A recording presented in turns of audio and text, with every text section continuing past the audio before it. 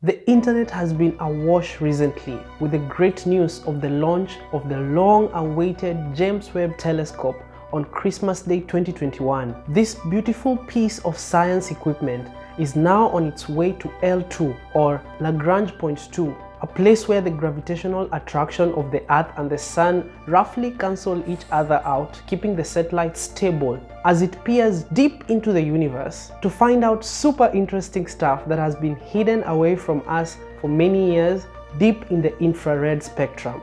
The satellite is packed full of incredible technology, and get this, some of the sensors will be actively cooled and kept at almost absolute 0 degrees Kelvin. This incredible satellite has taken over 30 years to build, and over $10 billion has been spent in its construction and design. Several scientists have spent their entire scientific career designing and preparing for the launch of this great scientific equipment. It is expected to take about 6 months to travel to its final resting place at L2 and to deploy and calibrate all its amazing sensors. The scientific community is collectively holding its breath, hoping for the best. If you would like to know more about the James Webb Telescope, I have links below to the great channel by Real Engineering and Scott Manley, who go deep into the details of the design and the launch. All this amazing science brought me back home to satellites owned and operated by African countries. So how many of them are out there? And is Africa wasting money investing in space technologies while we have serious problems down here on Earth? Welcome to the African Scientist. Let the scientist give you some answers. First, let me make something very clear. Satellites are extremely important. There is still a myopic view across the African continent that the cost required to invest into satellite infrastructure is too high, and that these projects cannot be justified because this money could be better positioned in tangible issues like alleviating poverty, education, and even investment into infrastructure. Or at least this is what many policymakers believe. Side note, can we stop pretending that African leaders are these great managers of public funds? We all know that many countries in the continent are awash with stories of mismanagement and corruption. From the experiences we have got from the pandemic,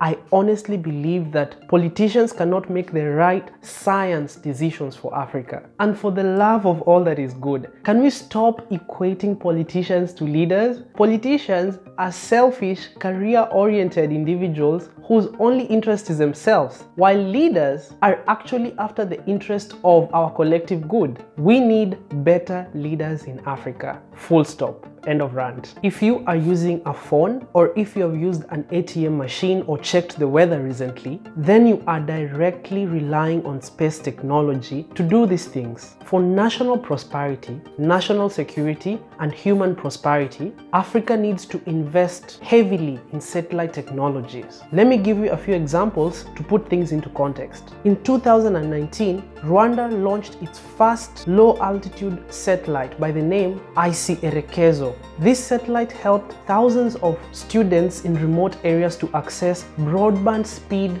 internet that they were otherwise unable to. Satellites can play a big role in helping people in remote regions of Africa have access to cheap, fast and reliable internet. And well, we all know the benefits of the internet. Access to information has been shown to improve the quality of education, healthcare, and even improve the general well-being of the population. It is key that African countries continue to invest into the space sector. The space industry as a whole has the potential of smart, sustainable, and inclusive growth in Africa. Satellite technologies have been shown to drive scientific progress and boost growth and employment in areas such as telecommunication, navigation, and even Earth observation. These systems are crucial in guaranteeing independence of a nation, improving security, and also helping in addressing major societal issues such as food insecurity, climate change, water scarcity, urban sustainability, and many others. In 2021, a report by the World Economic Forum estimated that investments in space could unlock up to $2 billion a year in Africa. This could be achieved through monitoring of crop health, improving water management and monitoring droughts, and tracking tree cover for sustainable forest management. Remote sensing has been huge in the recent times, providing data for flood prevention and mitigation, and helping in quick response and recovery, especially as the world continues to feel the pinch of climate change. Because many economies in Africa are reliant in agriculture, satellites could help plan and manage scarce resources and plan for and predict disasters such as droughts and insect swarms, like the locust infestation that was experienced in many parts of Africa just a few months ago. Remote sensing data can also provide valuable information to government institutions and even investors on the location of important resources like oil, water deposits, and even many other kinds of minerals. Indeed, Africa is endowed with many natural resources, and many of them are yet to be discovered. Satellite technologies like remote sensing could play a key role in the discovery of these resources and help in their management and mining. It is now 21 years since the Sun-Sun-1 satellite was launched by South Africa in 1999. Since then, the satellite industry has accelerated with millions of dollars of investment.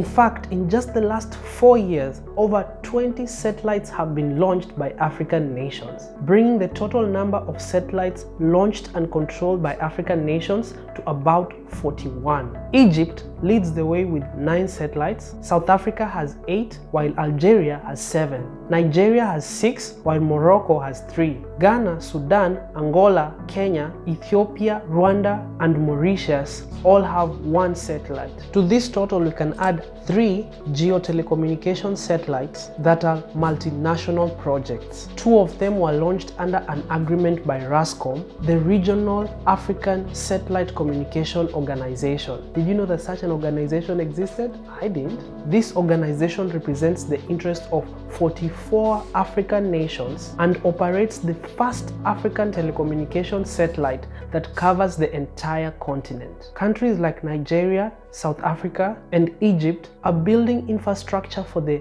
development, deployment, and testing of satellites, further opening up the sector to investors. 8 years ago, Algeria opened the Center for Satellite Design, CDS, that is in operation even to date. Of the 41 African satellites, only 9 were designed and made in Africa. The rest were partially developed by foreign states, and some were even bought from other manufacturers in Europe and China. This highlights the lack of funding from African governments into this sector. In fact, of the total 41 fully African satellites, 9 are small CubeSats. These are satellites that are, well, small in size and easier to deploy and require a smaller investment. Analysts in the field have said that the biggest challenge is changing the mindset of African leaders and removing the government bureaucracy, holding back investments into local manufacture and deployment.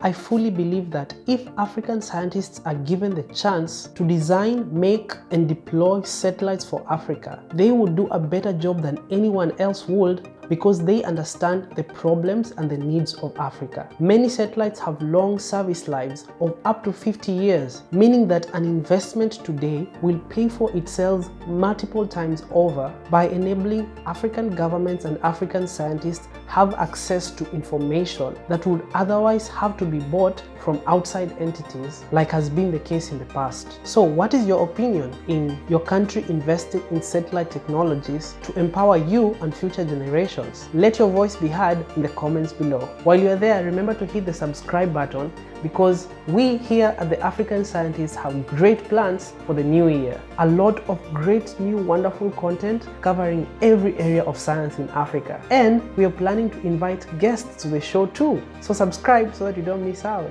I made a video about the illegal dumping of toxic nuclear waste from European countries into the ocean waters of Africa. If you'd like to find out what that is all about, please click on the pop-up banner to find out. Hey, thank you for coming along. This has been the African Scientists, exploring science from an African perspective.